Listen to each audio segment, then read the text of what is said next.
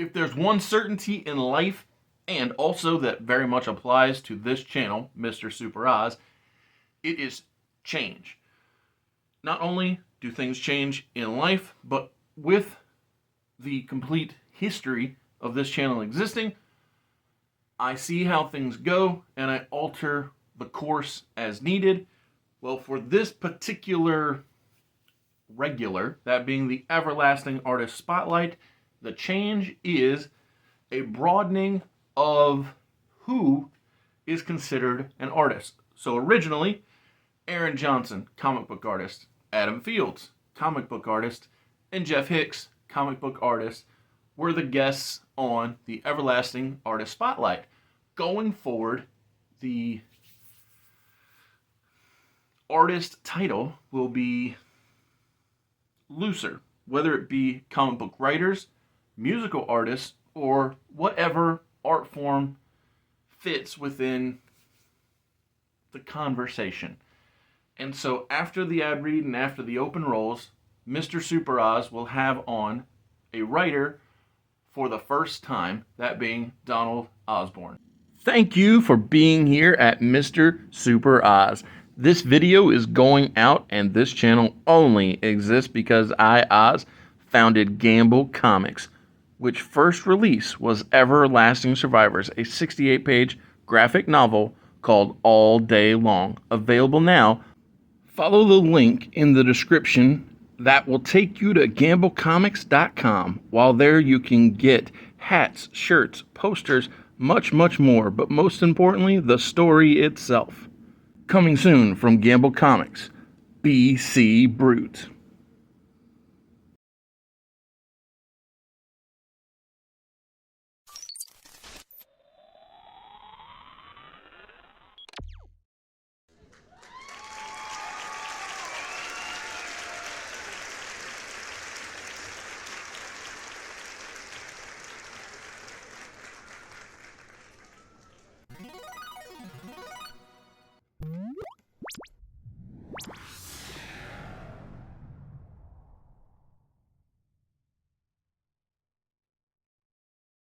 Donald, thank you for being here.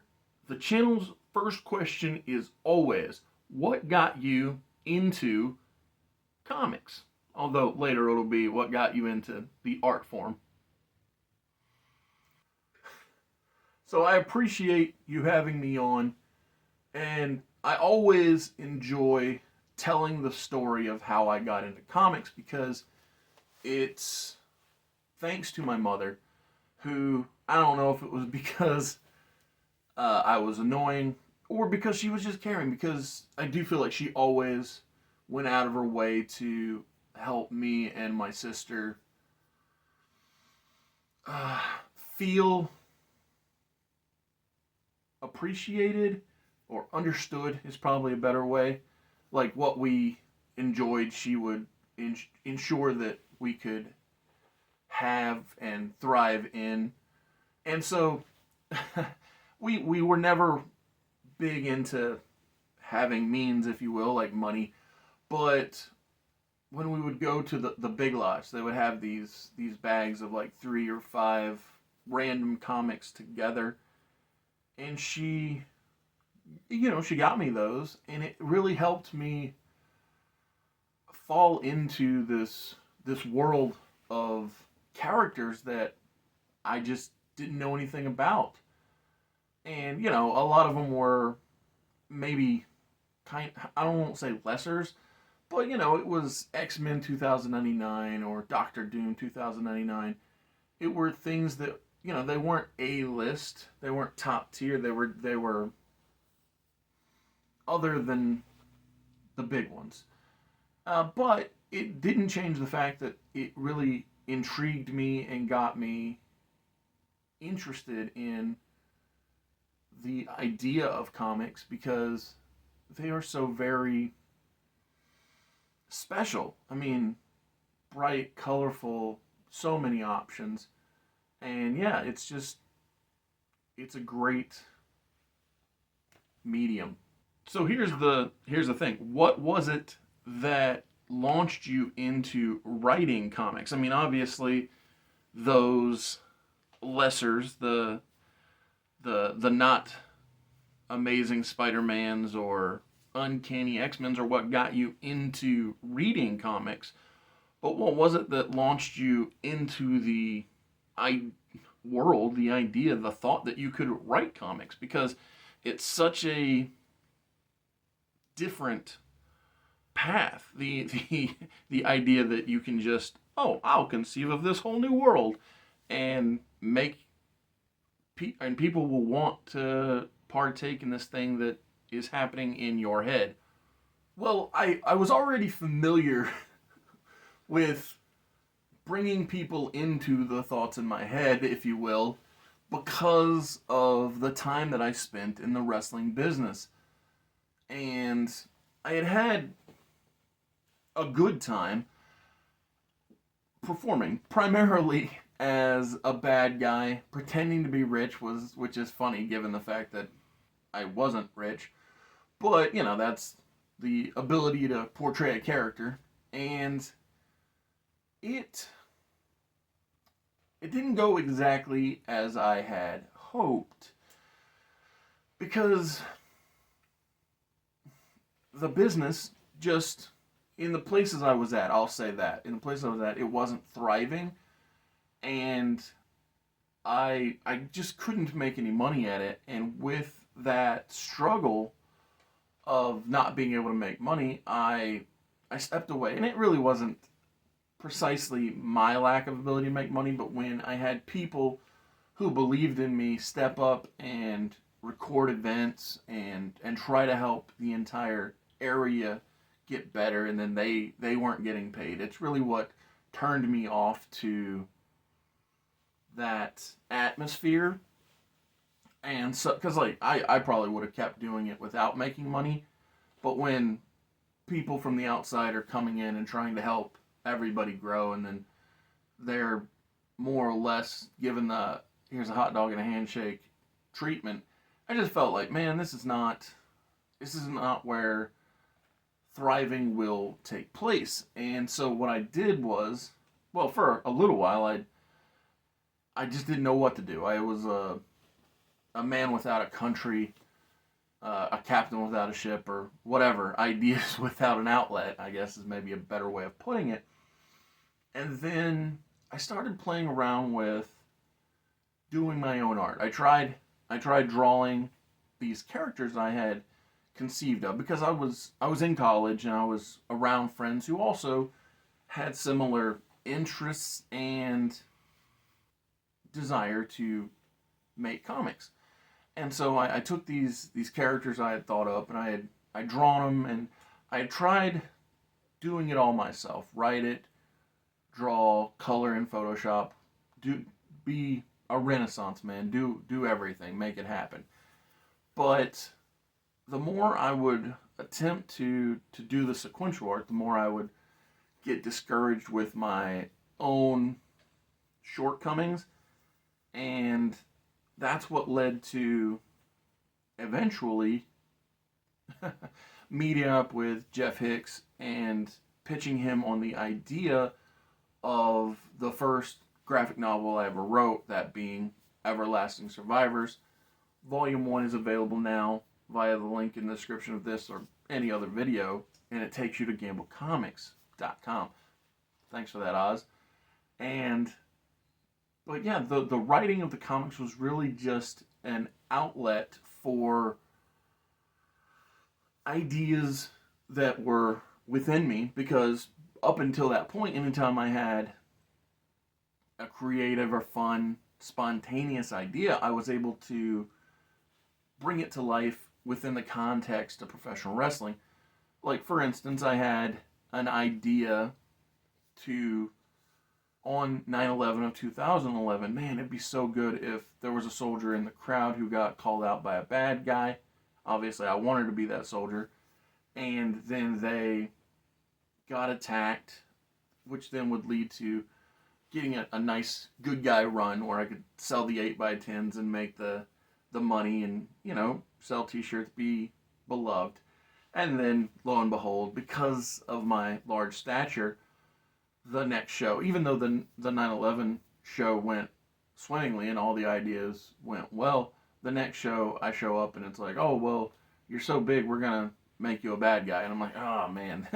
And so this way, by working in comics, I could ensure that nobody within the team went without financial compensation because I'm the one paying them, which was one of the things that bothered me about wrestling when people showed up, they worked, and then they didn't get paid.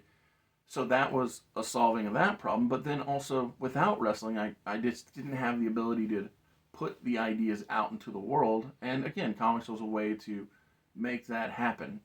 So with that, the putting the ideas out into the world concept, how has writing comics been for you? And I guess maybe how's that collaborative process been working with artists to bring your ideas to life? Writing itself as a process has been, well, basically fulfilling, but also it's just fun.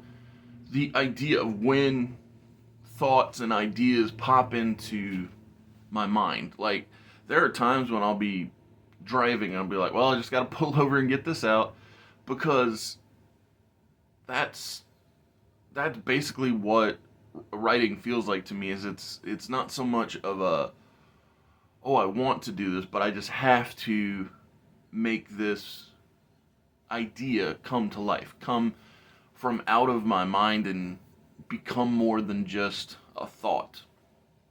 And that ties in perfectly with the collaborative effort because so many times, whether it be the original artist Jeff Hicks, my second artist Nick Crook, or the current artist I'm working with Aaron Johnson, when I come to them when we meet up with story ideas, it is just so it's so fulfilling to have someone not just understand something that had lived in your mind, but be excited for it and look forward to putting their spin on your thoughts. And every time, every person brings something different to the table. Like, I can remember an example from the original 10 pages I wrote of Everlasting Survivors that Jeff drew, where I had accidentally forgotten to have Reese Shaw change from a movie set he was working on to into his costume for a heroic action he was going to take. And so I was like, hey, why is he not in his suit? He's like, you never told me he took it. He stopped to change. And I was like, oh, yeah, you're right. And so it's interesting how in your mind things are going one direction, and then in reality, if you don't pass along the information to the people you're working with, things can end up going a completely different way because they aren't in your mind, and it takes actual communication to make things happen. And conversely, you can also have it where, so in the upcoming project BC Brute, I have Mattathias Priest, the main character, going through so many different trials and tribulations and fights and battles that I literally at points thought, man, he might not make it through this first issue, let alone, be a reoccurring character. And so while I didn't script something to make a great fall easier for him, Aaron, the artist, actually took it upon himself to, as he put it, use Mattathias's battle IQ to grasp onto his cape to slow the descent of his fall, so to lessen the impact that he was about to take from falling from a great distance into a brick wall.